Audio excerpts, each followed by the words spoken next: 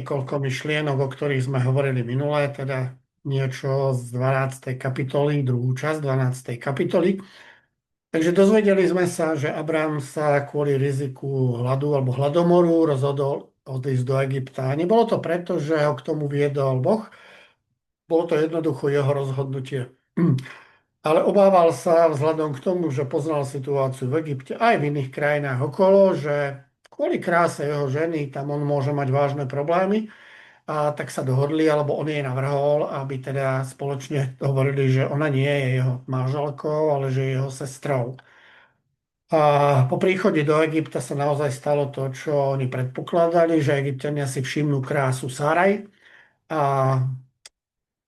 faraónovi služobníci ju odviedli do faraónovho haremu, kde sa mala pripravovať, aby sa stala súčasťou toho háremu, a teda jednou z manželiek egyptského faraóna. Ale Boh to tak nenechal, začal trestať faraóna a jeho dvor ranami. Samozrejme všetci v okolí faraóna sa pýtali, že čo sa to deje, a nejakým spôsobom si uvedomili alebo dozvedeli sa, určite pri tom spolupracoval Pán Boh, že im dal vedieť, že toto, čo sa im deje, je preto, že jednoducho zobral manželku niekoho, k tomu nepatrí. Keď si toho faraón uvedomoval, tak samozrejme mal strach z božstva, pretože ho nepoznal toho Boha. Mal teda strach z Boha, pretože to boli ľudia, ktorí sa báli Bohov, ale nechal si zavolať faraóna, Abrama, aby mu vyčítal, čo mu to urobil. Vyčítal mu jeho klamstvo. A je treba povedať, že to, čo urobil Abram, napriek tomu, že by sme ho chceli nejakým spôsobom brániť, tak to bolo obyčajné klamstvo. A zlé na tom bolo ešte okrem klamstva je, že sa nespoliehal na Pána Boha. Že napriek tomu, že Boh ho povolal z takej diaľky, že sa stal jeho vyslancom, tak na neho zabúda. Pokiaľ sme Božími vyslancami, je nevhodné na to zabúdať, pretože potom sa spoliehame na seba. A to máme absolútnu istotu, že to dopadne zle. No, pretože my, keď riešime veci svojho života bez Pána Boha, tak to ani nemôže lepšie dopadnúť. A nakoniec faraón z obavy pred samozrejme Bohom poslal Abrama aj so všetkým, čo mal preč. A medzi tým Abram získal veľké bohatstvo od faraóna ako darom za Sáraj. Faraón nechcel nič späť, len chcel, aby čo najskôr odišli z Egypta a aby sa im na tej ceste nič nestalo, aby mu to Boh nemohol vyčítať, a tak sa postaral o ich bezpečnosť na ceste. A nakoniec sme si čítali jeden dôležitý text, prečo si Boh vybral, aby oni žili v Kanáne, pretože o Kanáne, tej krajine, ktorú my nazývame dnes aj Palestína, a miesto, kde dnes sídli štát Izrael, je napísané v 5. knihe Možišovej toto. Krajina, do ktorej tiahneš, aby si ju vlastnil, je krajinou vrchov a rovín a zvažovaná je z neba dažďami. Krajinou, o ktorú sa stará Pán tvoj Boh, a sú na ňu ustavične upreté oči Pána, tvojho Boha, od začiatku roka až do konca. To znamená, Boh posiela Abrama do krajiny, o ktorú sa on bude starať. A bude požehnaný. Požehnaný od Pána Boha. Nebude sa musieť spoliehať na vonkajšie okolnosti, na to, že v Egypte je bohatstvo, aj v Mezopotámii bola bohatstvo.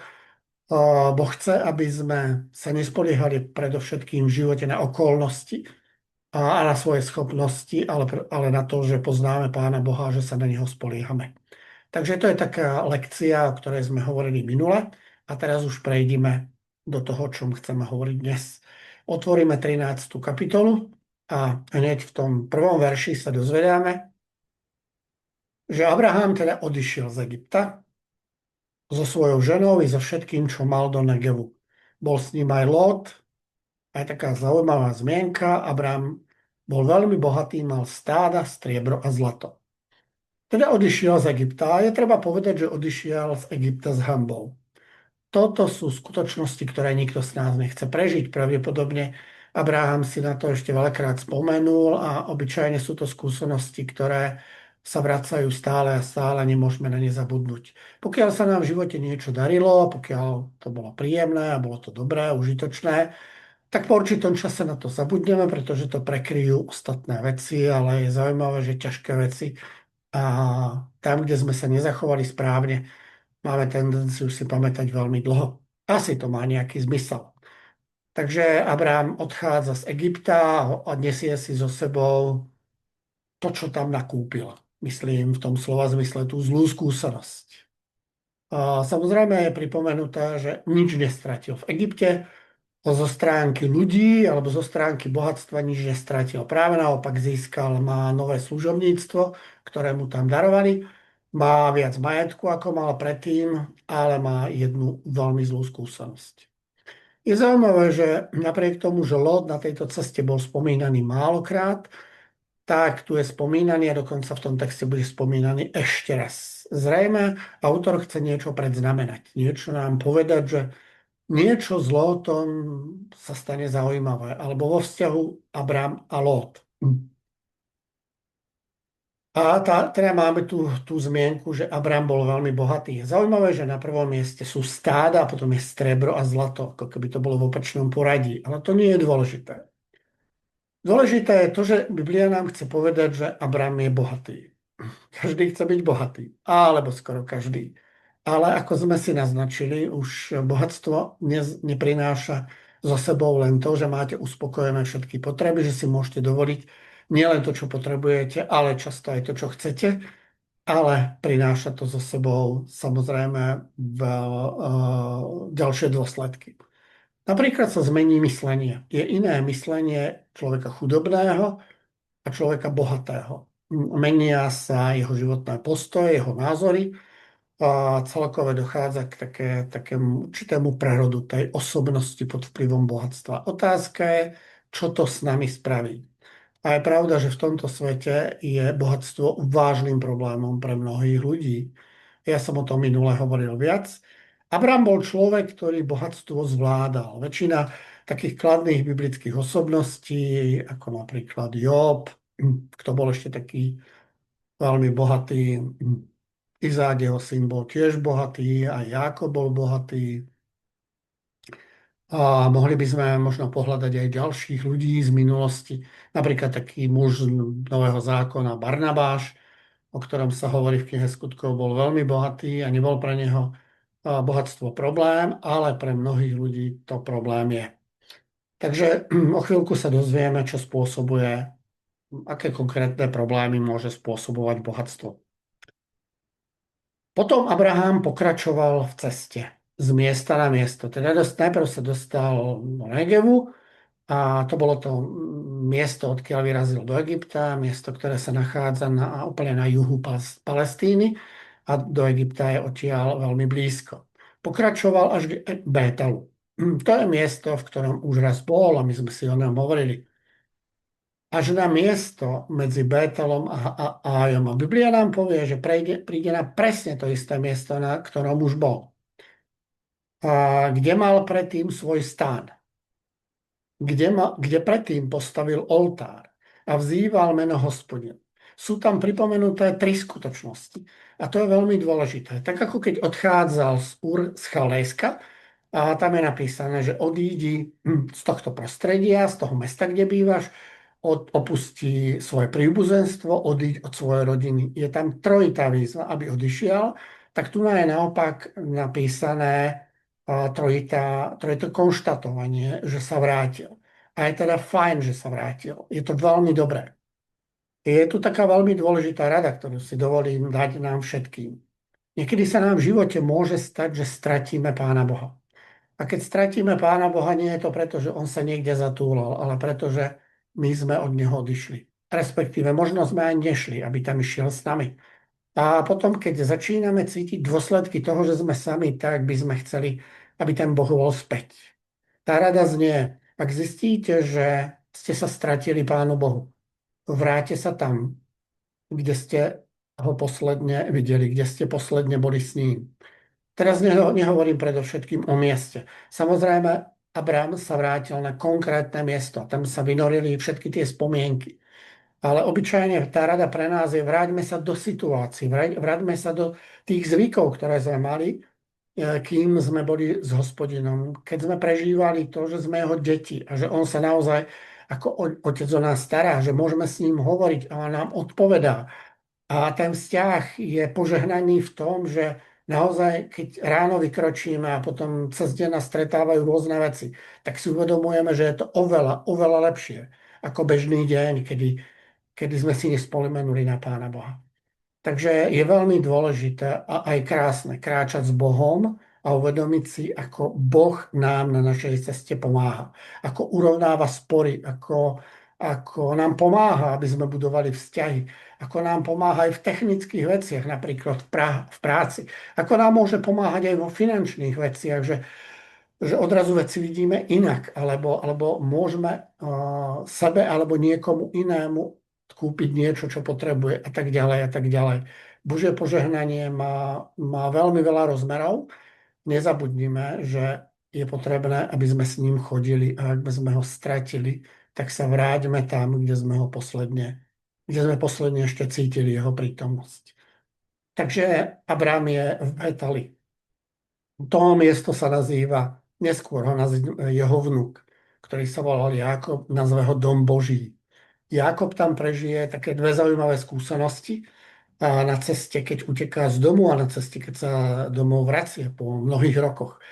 A on tam mal pri tej prvej návšteve tohto miesta taký zvláštny sen. V noci sa mu sníval sen, ako vidí rebrík alebo schodisko, ktoré smeruje z neba, ide to schodisko z neba a na zem. A potom rebríku, alebo skôr potom schodišti, chodia anieli hore-dole. A tým je mu ukázané, že cesta do neba je vytvorená. Tú cestu netreba vymýšľať. Tá cesta je otvorená. Je otvorená z hora. Nedá sa tá cesta vybudovať zo spodu, ako to chceli stavitelia babylonskej veže.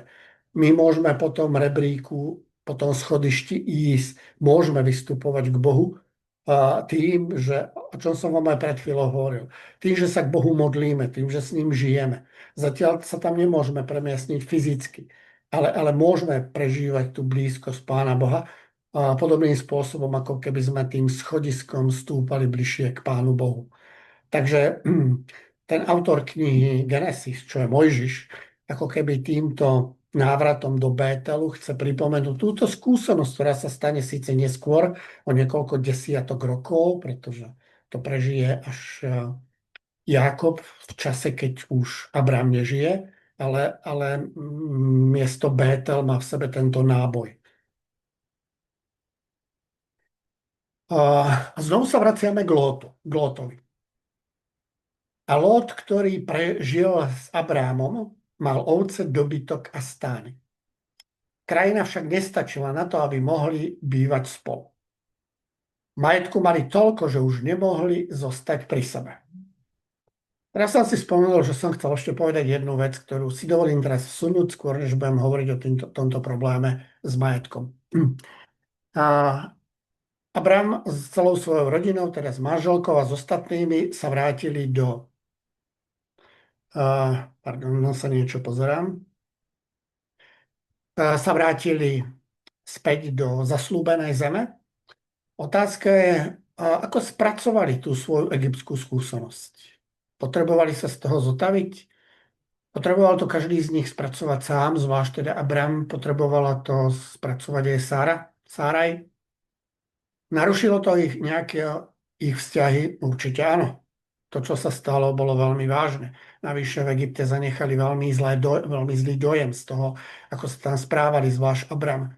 Keď niečo takéto prežujeme, tak potrebujeme čas, potrebujeme nejaké miesto, ktoré si nájdeme, a aby sme sa nehrnuli do ďalšej skúsenosti. Obyčajne je to takéto miesto, ako vyhľadal Abram, to znamená miesto, kde je sám, miesto, kde s ním môže byť Pán Boh, aby mu pomohol zotaviť sa. Pokiaľ občas prežívate také chvíle, že ste prežili niečo ťažké, nepríjemné, neponáhľajte sa do ďalších skúseností, neskočte na ďalší projekt alebo ďalšie vaše plány a budete pravdepodobne potrebovať čas na zotavenie.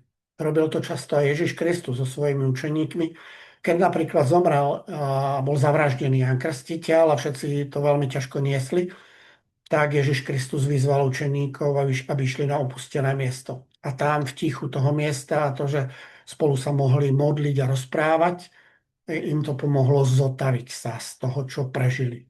Takže potreboval to Ježiš so svojimi učeníkmi, potreboval to Abraham so svojou manželkou a s ostatnými ľuďmi a potrebujeme to aj my. Potrebujeme prísť a zotaviť sa. Takže poďme k tomu problému, ktorý práve nastáva.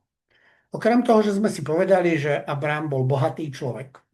Aj Lot, ktorý žil s Abramom, čo vieme, ale ten biblický text nám to pripomína, čo je vždycky dôležité, mal veľa majetku. Možno zrejme nie tak veľa ako Abram, ale mal ovce, dobytok a stany.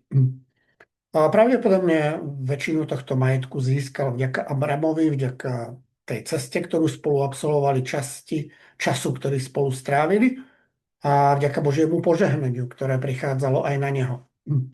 Ale výsledkom toho, že ich stáda boli stále väčšie a väčšie, tak zistili, že majú málo pasienkov pre tie stáda, ktoré potrebujú každý deň pásť. A keďže boli na jednom mieste spolu všetci a vychádzali z toho miesta ich pastieri, tak nastáva problém. Problém, ktorý bol vyjadrený tak, že nemohli zostať pri sebe. Medzi pastiermi Abramových stád a pastiermi Lótových stád vznikol spor. Zrejme z toho dôvodu, ktorý som už pomenoval, že proste malé územie. Je zaujímavé, že v tejto súvislosti je tam aj taká zmienka o tom, že v krajine bývali aj Kanánčania a Perizejci, čo je prirodzené. Áno, tam bývalo niekoľko kmeňov v okolí, ale tu je akoby naznačené, že ten spor nevznikol medzi nimi a Kanánčanmi alebo Perizejcami, ale vznikol iba medzi Abramovými stádami, respektíve medzi pastiermi tých stád a Lótových stád. Že ten problém sa nerozšíril na tých ostatných. Môže to mať také dve vysvetlenia, že prečo. Prečo to potom Abraham ide riešiť? Abraham si uvedomí, že toto nie je dobrý stav. On tam prišiel preto, aby bol medzi nimi Božím svedkom, aby bol takým svetlom pravdy a Božieho posolstva. Ale pokiaľ sa ani ich pastieri nedokážu dohodnúť, tak čo on tam chce medzi nimi riešiť? To bola jedna možné vysvetlenie. A druhé možné vysvetlenie je to, ktoré som vám pred chvíľou povedal. Ako to, že ten problém nevznikol medzi Kanánčanmi a Perizejcami a nimi? Nenesú náhodou tí samotní pastieri na tom nejakú vinu? Mali medzi sebou taký vzťah a hľadali k sebe také cesty, aby ten problém nevznikol? To presne nevieme, ale vieme, že teda konfliktu bol a nejakým spôsobom tí Kanánčania a Perizejci sa stávajú svedkami tohto problému. Keď si to Abraham uvedomí, tak niečo urobí. A urobí 4 kroky, 4 dôležité kroky, ktoré sú veľmi krásnym návodom, ako riešiť problémy. A dovolím si povedať, že pre mnoho našich problémov alebo vašich problémov, ktoré máte, si môžete zobrať riešenie, ktoré budeme vidieť v tomto príbehu. To prvé, čo urobí Abram, je, že vyvinie iniciatívu. Nenechá to tak. Nepovie si, že to sa nejako vyrieši. On vie, že tento problém sa sám nevyrieši a preto ide za Lótom. To je prvý krok. To znamená, spravil on ten prvý krok. A druhý krok je v tom, že vysvetlí Lótovi, v čom je problém. Samozrejme naznačí, že ten problém chce odstrániť, ale najprv je potrebné ten problém popísať. A tak potom, keď idete za niekým, vyviniete nejakú iniciatívu, tak to druhé, čo je treba urobiť, je, že popíšete, o čo ide. Aby bolo jasné, že čo ideme riešiť. Prečo chápame, že toto je problém. A on hovorí, nech nie je rozbroj medzi nami, medzi mojimi pastiermi a tvojimi pastiermi. Veď sme bratia. Jednoducho, my musíme ten problém vyriešiť v pokoji. My to musíme vyriešiť tak, aby to nezanechalo stopy. My ako ľudia a ako bratia, ako príbuzní budeme naďalej vedľa seba žiť, tak to poďme riešiť. Takže to je druhý krok a ten tretí krok je, že navrhuje riešenie. Či nie je pred tebou celá krajina? Pozri sa, máme možnosti. A tie možnosti, zdá sa, že sú dve, alebo minimálne dve. A on hovorí, To riešenie spočíva v tom, že budeme sa musieť rozdeliť. Napriek tomu, že sme si na seba zvykli, ty po smrti svojho otca si sa zblížil so mnou, ja som tomu rád, že som ti ako strýko mohol pomôcť, ale teraz už máš svoj veľký majetok a musíme to nejako riešiť. To znamená, on navrhuje riešenie a povie, ty si vyber. Ak pôjdeš naľavo, ja pôjdem napravo, a ak si vyberieš pravú stranu, ja sa poberiem na ľavú stranu. To znamená, ten štvrtý krok po tom, čo v treťom kroku navrhlo riešenie, ten štvrtý krok spočíva v tom, že dá mu možnosť voľby. Nemusel to urobiť, existovali dôvody, že si mohol právo voľby nechať pre seba, ale on urobil takýto šlachetný krok. A my budeme na budúce čítať o tom, vy si to môžete prečítať samozrejme aj skôr, ako to dopadlo, ako sa Lot rozhodol a čo spôsobilo to riešenie, ale toto, čo urobil Abram, je veľmi dôležité. Ja si dovolím pre nás všetkých to ešte raz opakovať, tie 4 kroky. Takže keď riešime nejaký spor, nejaký vážny problém, to prvé, čo je potrebné urobiť, keď si uvedomíme, že ten problém tu je, vyvinúť iniciatívu, aby sme sa s tým, ktorého sa týka, alebo s tými mohli stretnúť. To druhé je, že opíšeme situáciu. Čo je to za problém? Čo treba riešiť? Čo sa stalo? A to tretie, s čím by sme mohli prísť, je buď požiadať iných o to, aby dali návrh, alebo sami môžeme podať návrh na riešenie a nechať druhých ľudí, aby si ten návrh premysleli, teda ako sa im poznáva. A ten štvrtý krok je nechať toho druhého, aby si vybral. A napriek tomu, že Abrám je človek, ktorý je starší, napriek tomu, že jeho Boh povolal na tú cestu, napriek tomu, že tá krajina, v ktorej sa nachádzajú, je zaslúbená jemu, on nechce z toho čerpať výhody, pre neho je dôležitejší pokoj a dobré vzťahy medzi ním a Lótom. A preto prejavil takúto šlachetnosť, prejavil múdrosť, pokoru. Je vidieť, že je to skúsený človek. A to riešenie, aké zvolil a jeho realizácia prispeli k tomu, že medzi ním a Lótom, medzi týmito dvomi skupinami, lebo to boli už skupiny, zostali veľmi dobré vzťahy. Takže skúste si to poznačiť, prípadne aplikovať a potom v živote zhodnotiť, že čo vám to prinieslo. Takže toľko z mojej strany pre dnes. Ja teraz opäť stopnem túto prezentáciu a prejdem tak do pozície, aby ste ma mali možnosť vidieť a hlavne do situácie, aby ste mali možnosť položiť otázky, ktoré sa môžu týkať toho, o čom sme spolu dnes hovorili, alebo možno niečo ďalšie. Vy už viete, že sa môžete pýtať na čokoľvek, čo sa týka života viery, respektíve biblickej tematiky a ja sa pokúsim na to nejakým spôsobom reagovať. Takže nech sa páči, počkám si na vaše otázky.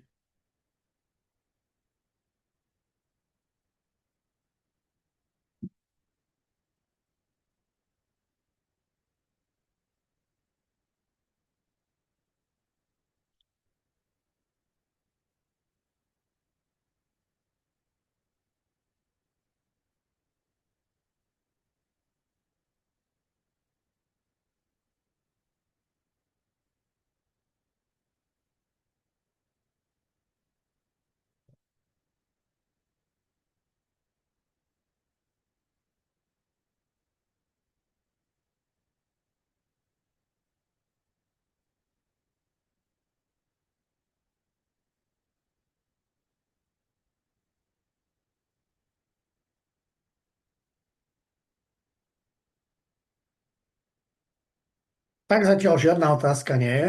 To by bolo prvé stretnutie, ktoré bez otázok. Zatiaľ vždycky otázky boli, takže ešte chvíľku počkáme. Možno potrebujete si to premyslieť alebo nabrať odvahy, či tú otázku chcete položiť. V každom prípade ja verím, že som pripravený na vaše otázky, takže vás by som chcel nejak povzbudiť, aby ste skúsili. Ak nie, samozrejme, nič sa nedieje, ideme ďalej.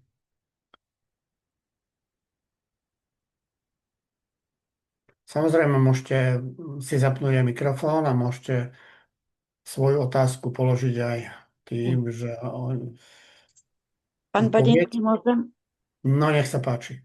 Ja som, mne vypol zvuk na chvíľočku. Chcela by som sa opýtať, že do koľkého veršu sme zobrali dneska? 9. verš. Do 9. veršu. Čiže keď som dobre pochopila, takže Lot prakticky bol taký chamtivý, hej, že si vybral prakticky tú lepšiu pôdu, čiže bez obav srdečnosti svojich susedov, nie? Lebo blízko Sodomy a Gomory, keď dobre, hej, som... Áno, no o tom budeme hovoriť na budúce. Aha, dobre. Či bol Lot chamtivý, možno by som to, na to až takéto No, ťažké slovo nepoužil. hej, hej. Ale v každom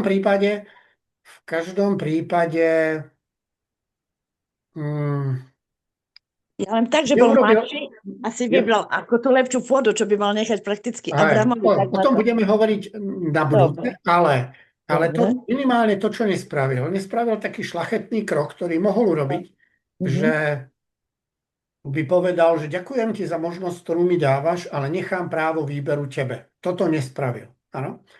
Áno, A, áno, a dovolil by som si povedať, že tým, že Abraham sa takto rozhodol, a nechcem teraz hodnotiť Lóta, ale tým, že sa Abraham takto rozhodol, nie len, že nechal, aby sa Lót rozhodol, ale dovolil Bohu, aby rozhodol za neho. Rozumiete mi? áno, áno. To Mhm. znamená, že v tejto podobe je Abraham úplne iný človek ako ten, ktorého sme videli pred niekoľkými týždňami v Egypte. Áno, vidíme, že s ním sa deje určitá zmena. On teda mal základ určité morálky, charakteru, osobnosti už aj predtým, ale tuto vidíme znovu. Takže Egypt to bolo také zlyhanie, ale teraz to vidíme, že je to človek, z ktorého si naozaj môžeme vziať príklad. Že Abrahamové, ako by sa dalo povedať, že je to opätovne sa spojil s Pánom Bohom a Presne tak. prijabil Áno, ako ľudov. Mhm. Dobre, tak áno. som rada, že som to tak... Dobre. Máme tu jednu otázku z Česka, takže vás pozdravujem. Dobrý deň.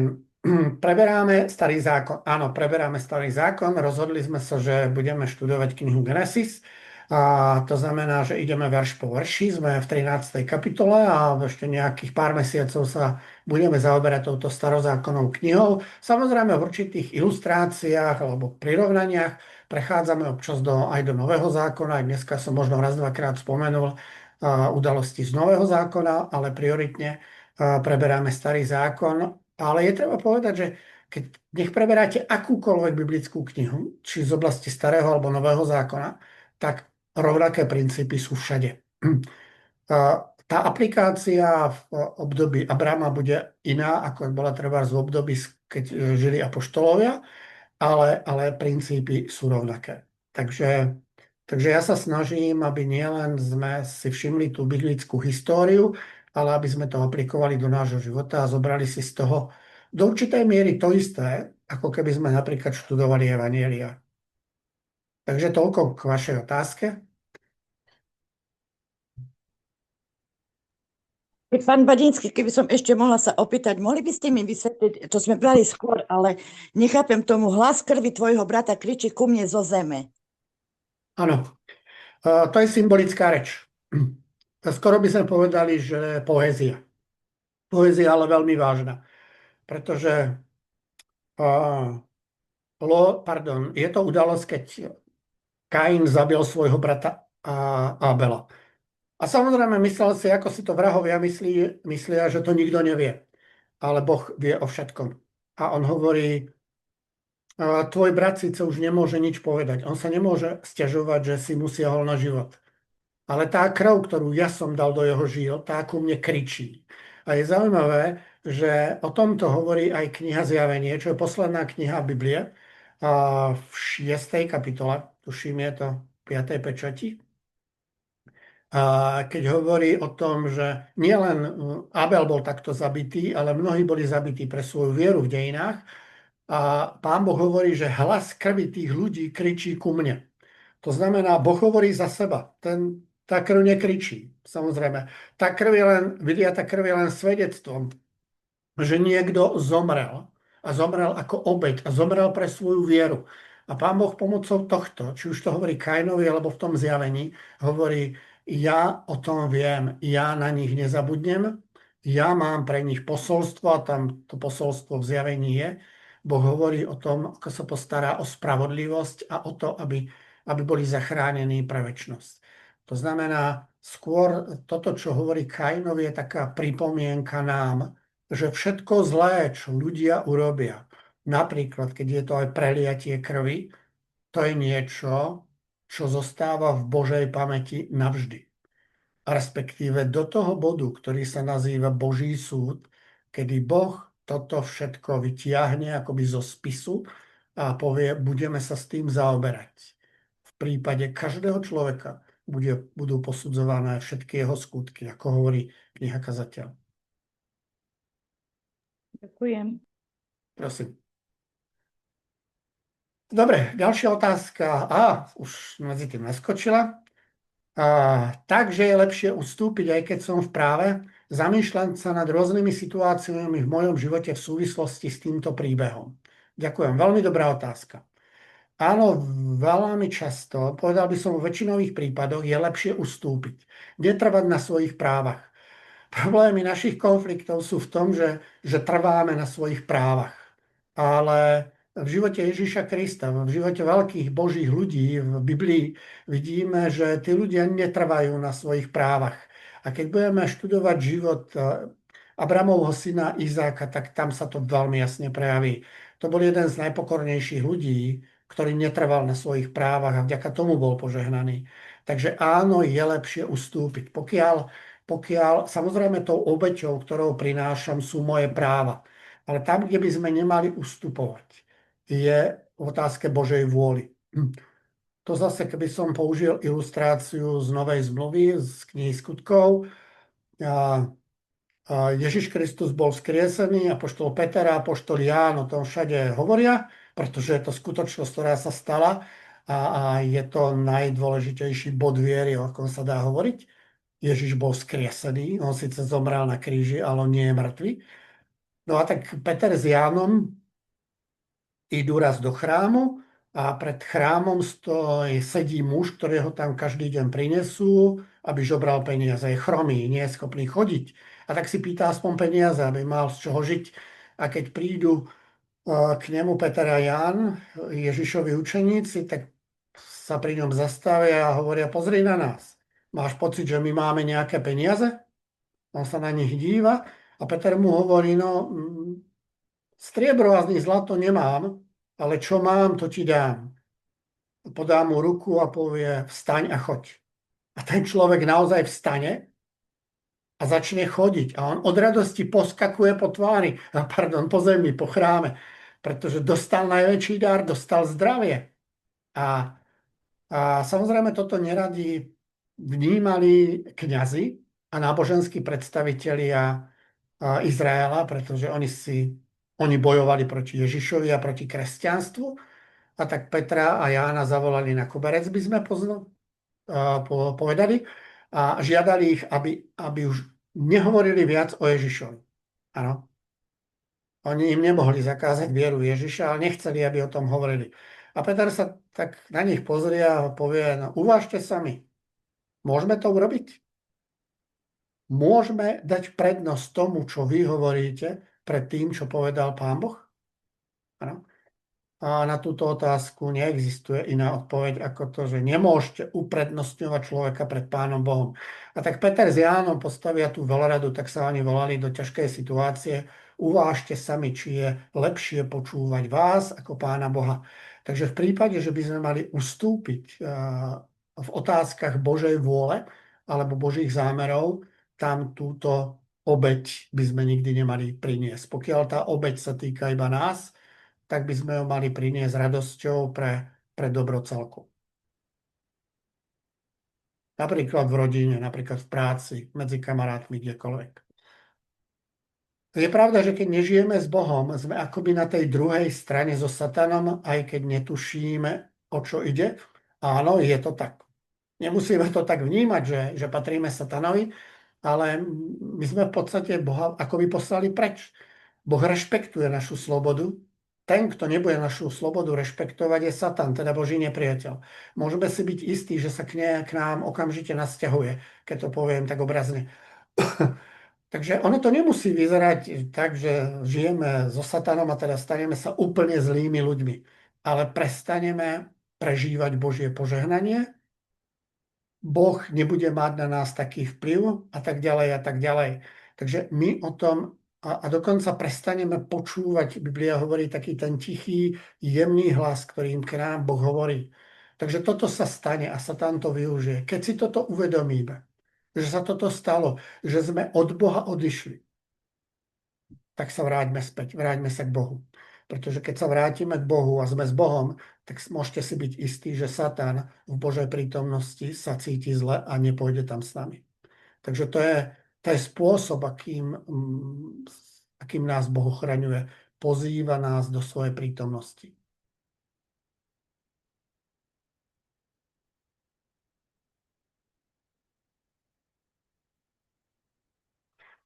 Pravdepodobne to bola posledná otázka. Ďakujem vám za pozornosť aj za vaše otázky a poďme sa ešte pomodliť. Náš drahý nebeský Oče, chceme ti opäť poďakovať za tento čas, poďakovať ale predovšetkým za teba. Za to, že si nechal nás zaznamenať tvoje slovo a že nám dávaš schopnosť tomu porozumieť. Ďakujeme za to, ako nás v živote vedieš, ako aj my sami prežívame ťažkosti a problémy, ktoré niekedy spôsobujú iní a niekedy sami. Ale pomôž nám, aby sme sa dokázali vtedy zastaviť, neriešiť, nebrať veci do svojich rúk, ale odovzdať to do tvojich rúk a prosiť, aby si nás ty viedol, ako vyriešiť problém tak, aby sme nestratili priateľov, aby sme nestratili ľudí, na ktorých nám záleží, aby sme neukázali, že máme predovšetkým ostré lakte, ale aby sme ukázali lásku, porozumenie, šlachetnosť, všetky tie vlastnosti, ktoré nám ty ponúkaš. Ďakujeme ti opäť za Abrama, ďakujeme za Sáru, ďakujeme za to, že sa zostavili z toho ťažkého zážitku, že si im dal na to príležitosť. Ďakujeme, že ty dávaš každému aj z nás príležitosť, aby sme sa zotavili z rán, ktoré sme utržili a precítili každý deň, čo to znamená žiť ako Božie dieťa. Ďakujeme za to. Amen.